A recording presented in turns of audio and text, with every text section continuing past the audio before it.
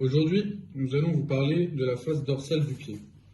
La face dorsale du pied est délimitée en arrière par l'articulation talocrurale que l'on peut repérer en longeant la face antérieure du tibia de haut en bas. Nous allons tomber sur une butée qui correspond au col du talus. En arrière de la face dorsale du pied, on peut repérer également les malléoles fibulaires et malléoles tibiales.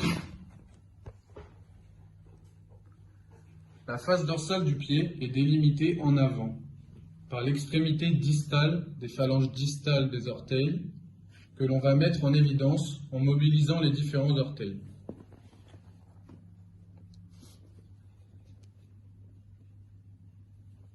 On repère également les articulations interphalangiennes proximales et distales.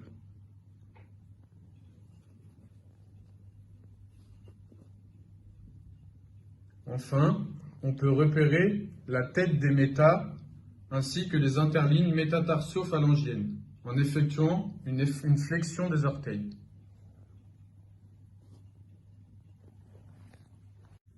En avant, la face dorsale du pied est délimitée par l'extrémité distale des phalanges distales des orteils, que l'on peut mettre en évidence en mobilisant les différents orteils.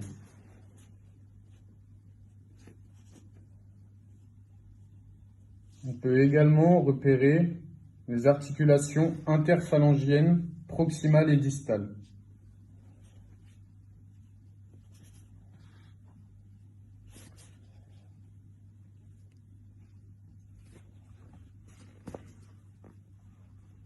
On peut repérer également la tête des métatarsiens ainsi que l'interligne métatarso-phalangienne en effectuant une flexion des orteils.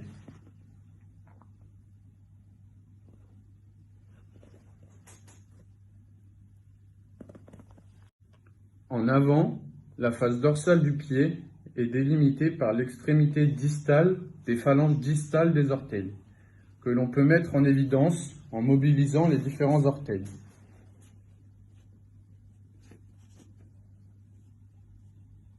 On peut également repérer les articulations interphalangiennes proximales et distales.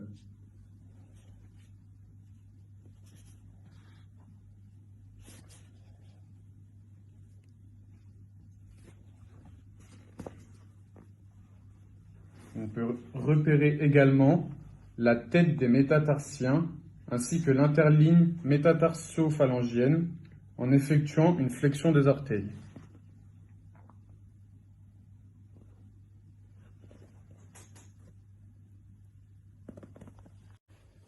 Concernant la partie latérale du pied, on peut suivre M5 à sa face latérale jusqu'à atteindre un tubercule au niveau de sa base.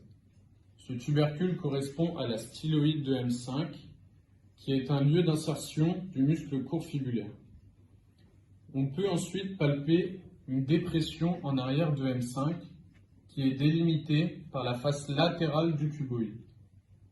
En continuant vers l'arrière, on tombe sur la face latérale du calcanéum, puis sur la trochlée des fibulaires, qui est située à environ un travers de doigt sous la malléole latérale. En avant de la trochlée des fibulaires se trouve la grande apophyse du calcanéum, que l'on peut mettre en évidence en demandant une inversion du pied. Cette apophyse est articulée avec la face postérieure du cuboïde. En avant de la malléole latérale, on peut repérer une dépression qui correspond à la partie latérale du col du talus. Concernant la partie dorsale du pied, en flexion des orteils, on peut repérer le corps et la base de M2 jusqu'à son articulation avec le cunéiforme intermédiaire. On peut faire de même pour M3 avec le cunéiforme latéral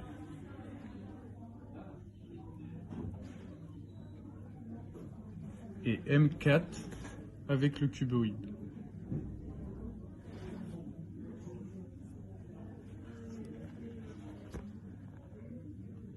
On peut ensuite repérer les limites entre les différents os cunéiformes.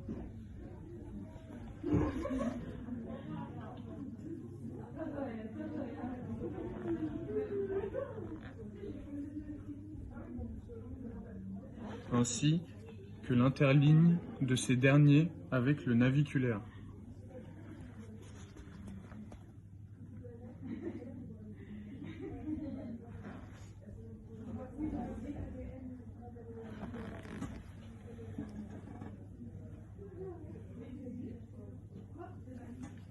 Concernant la mise en évidence de l'interligne cuboïde naviculaire, on part de leur face latérale, repérée auparavant. On remonte à la face dorsale du pied jusqu'à ressentir une légère dépression entre les deux os.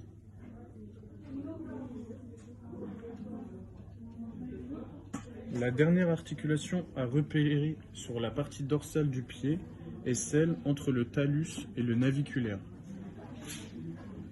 Pour cela, on descend les doigts à la face antérieure du tibia jusqu'à tomber sur la butée qui est le col du talus.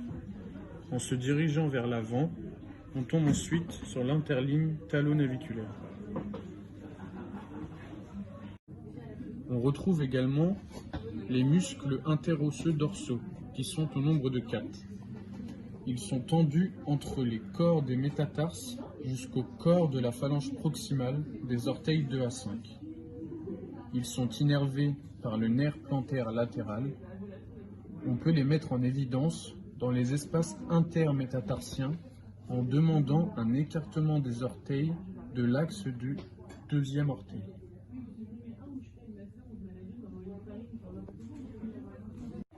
On va également retrouver sur la face dorsale du pied le muscle tibial antérieur qui s'insère sur la face antérolatérale du tibia ainsi que la membrane interosseuse et se termine à la face plantaire du cunéiforme médial et de la base de M1.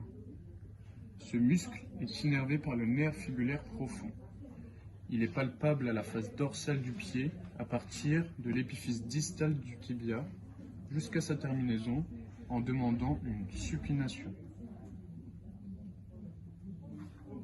On trouve également le long extenseur de l'hallux sur la face dorsale du pied, qui a pour origine la fibula et la membrane interosseuse et qui se termine sur P1 de l'hallux. Ce muscle est innervé par le nerf fibulaire profond et comme pour le long extenseur des orteils, on peut le palper sur toute la face dorsale du pied en demandant une flexion dorsale plus extension de l'hallux contre résistance. Le tendon se trouve alors entre celui du tendon du long extenseur des orteils et celui du tibial antérieur.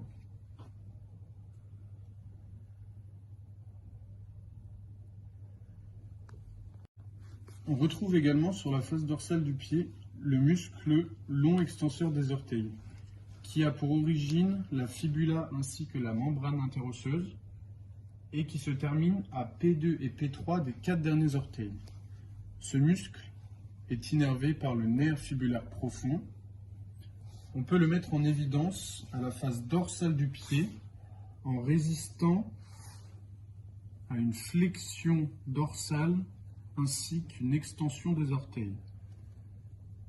On peut palper ces tendons sur toute la face dorsale du pied en dehors de tendons du long extenseur de l'hallux. On peut observer aussi le muscle long fibulaire et court fibulaire qui tous les deux passent en arrière de la malléole latérale, passent tous les deux dans la trochlée des fibulaires et s'insèrent respectivement sur la face plantaire de la base de M1 et sur la styloïde de M5. Il y a également le muscle troisième fibulaire qui est un muscle inconstant tendu entre la face antérieure de la fibula et la face dorsale de M5.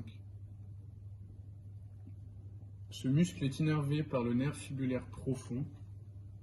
Il peut être mis en évidence en demandant une éversion contre-résistance au patient et le palper à la partie latérale du coup de pied.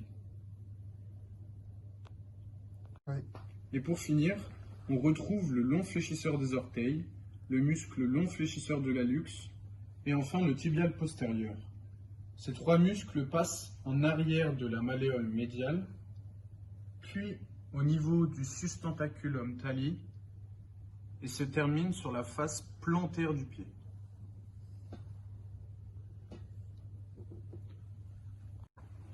Afin de mettre en évidence ces trois muscles, on demande au patient une inversion du pied.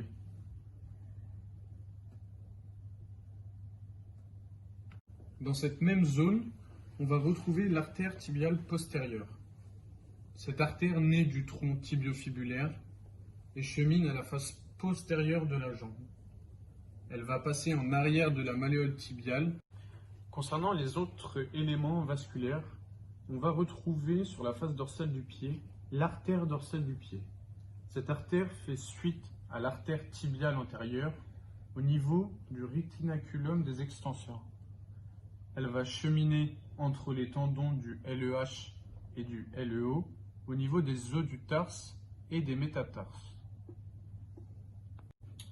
Enfin, nous retrouvons sur la face dorsale du pied le nerf fibulaire superficiel, qui se poursuit par le nerf cutané dorsal intermédiaire à partir de la malléole latérale. Celui-ci se dirige vers le troisième espace intermétatarsien. Pour repérer ce nerf, il faut demander au patient une inversion afin qu'il soit mis en évidence par la tension de la peau.